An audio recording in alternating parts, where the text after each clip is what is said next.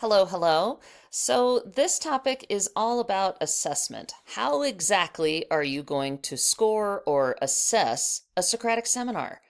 Well, it is one of my favorite things to score because it is so easy and fast. And unlike grading an essay or something like that, it's also pretty much instantaneous. So here's how I do it. First off, I have to provide a rubric to students. That is essential. So you'll see that I've got some rubrics linked in for you guys to look at. This is one of them. This is probably my favorite go-to. I like it because it's a holistic rubric. It's not a checklist where I'm going, oh, you got to meet every single one of these things. No, it's do you live mostly in the A level participant? Do you live mostly in the B level or the C or the D? Now, here's the thing, especially as you're getting students started with Socratic Seminar, you may have some who are non-talkers.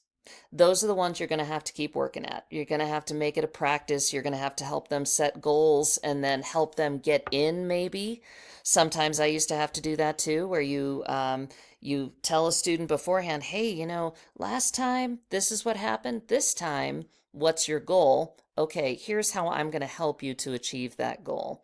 Might be through a question where you ask the question and it goes around to every single student for a yes/no answer. And then you ask that student who needs that little edge in, hey, so and so, can you tell me why you said yes or no? Can you explain that for me, please?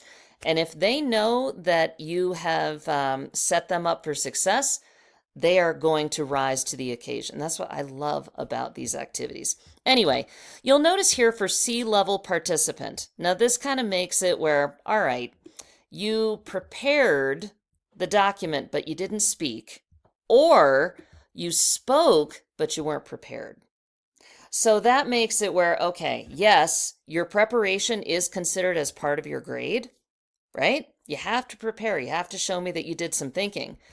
But if you don't quite get in there this time, okay, all right, I can still see you prepared. And vice versa. Okay, you didn't prepare, but I don't want you to just sit there.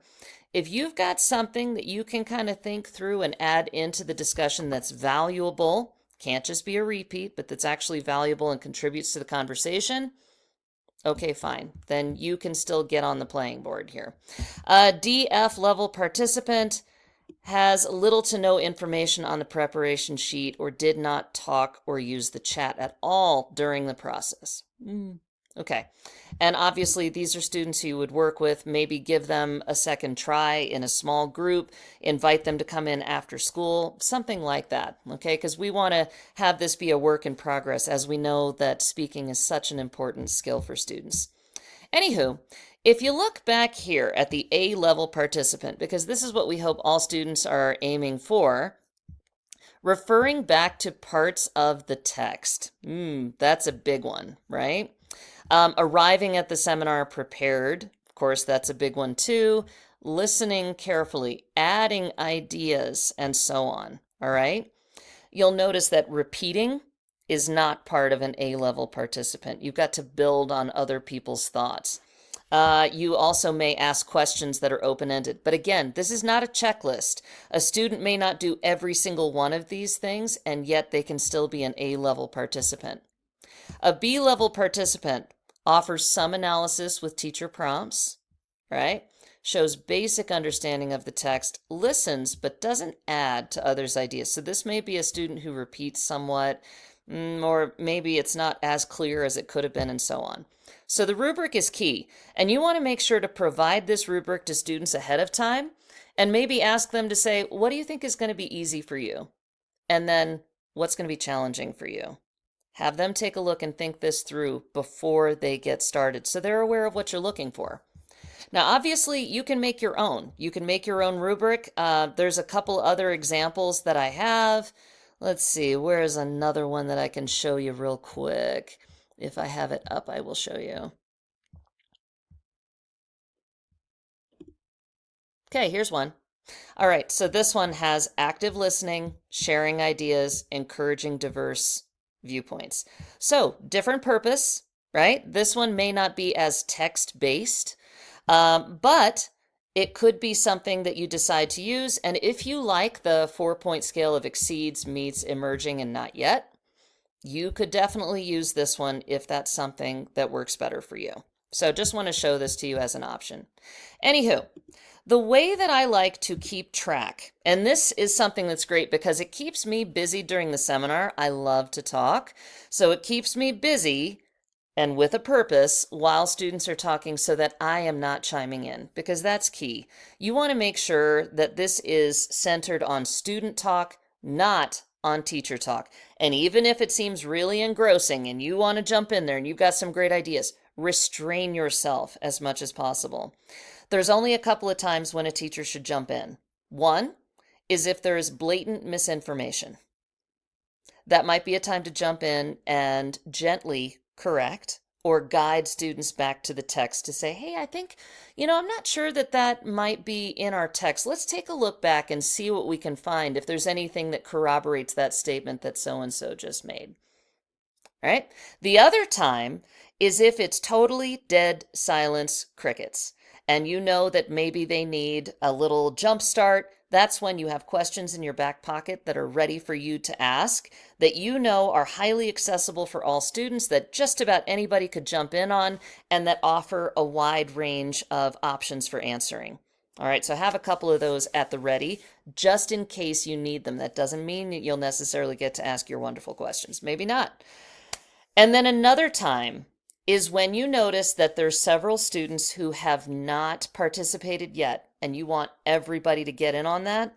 That's when you ask a question that all students can answer, and maybe they can answer with yes or no, or that they agree or disagree, and you go around and you get an answer from every single student, and then you say, so-and-so, can you elaborate? Or you can say, I would really like to hear more from these 5 students, and you name their names.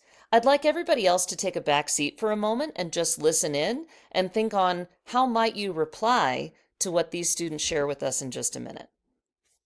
All right. Anywho, this is how I score and keep myself busy so I don't talk too much. First off, I go ahead and I make a list of all of the students who are in class that day. So I've numbered them here for privacy. Okay, this is from an actual seminar. Then I've got a key. I have contribution type. Is it A, an answer to a student's question? Is it C, a comment? And a comment is like, sometimes that's an agreement, sometimes that's adding on, but usually it's just like an opinion type statement. It may not be supported with text. So I put a C down. P is for paraphrase. Ooh, I love that because they are using the text and they are paraphrasing. Q is for question. So they asked a unique question to spur on the discussion. And hashtag is for quote, like meaning they quoted. And what's wonderful is if they quote and they say what the page number was or where they got it from or what the source title was. Yay, that's fabulous. All right. Now you can see with these students here, I went ahead and I coded what they put in. So this student started, and then he had a lot to say. He had an answer, a comment, and a question. And then I added in a little note as to what he was talking about. That can help for feedback later. Then I put in a comma for, okay, that was the first thing that he said. That's it. Second time he spoke, he threw in a direct quote. Awesome. And then the next time he spoke about chronic illness, that was a paraphrase, and so on. Now, here's another one that I didn't put in the top of my codes, but maybe I should have.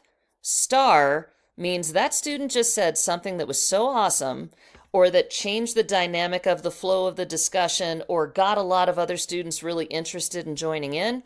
That is an automatic A+ in my book, as long as the student did their preparation. Right? And so on. So you can see that's how it works. Now, look at this student, number 9. You might be like, oh, they hardly said anything. It's quality over quantity with me any day of the week. So here we have, they put in a direct quote, fabulous, and then they answered a student's question. So that constitutes, or that deserves a grade of A in my book. Now, this was from an online discussion. So this student didn't verbalize anything, but they did participate once, and they did do some sort of preparation. So that is in the C and D range. All right. I do require that all students speak in order to get that A or B grade. No participation today. I put I for incomplete. I don't believe in giving Fs for Socratic seminars. I'm going to give you another opportunity to come back in. And you can see that there was a student who was absent. Well, this student's going to need someone to talk to, and it's not just going to be me. So I'm going to invite these students back to try again. I might also invite this student back to try again if they would like to improve their grade. So that's how I score. Now, another thing you should see real quick here is sometimes I also like it where if we're in the middle of something that we're reading, or maybe we're in the middle of a unit, and this is not going to be counted as a final assessment grade, whatever, I might want to give students feedback. And so you can see here, I've got my codes again. These might be slightly different from the ones before. Oh, I have an R for repeated, so you can create your own codes if you like. But I go ahead and say, okay, Abra, just listening in today. All right, so this feedback for the student would be, let's try this again. Let's come in. Cadence, you can see that Cadence has shared some things, and then I've got some feedback that I typed on the spot, or pretty much right at the end of the seminar as students were leaving. I was like, okay, this is what I would say in response to what Cadence said today. This is what I would say in response to what Bill said today, and so on. I try to make sure that the feedback is positive, that it focuses on the risks that they took and the great things that they shared. And then I also try to give them a little hint as to, here's some constructive feedback for how you can improve and how you can get better towards our next one. And students are usually really eager to get that feedback. They want to know genuinely, how did I do? What was really good about what I did? And then how can I improve to get better next time? All right. So anyway, this is also linked in where you guys can take a closer look if you like.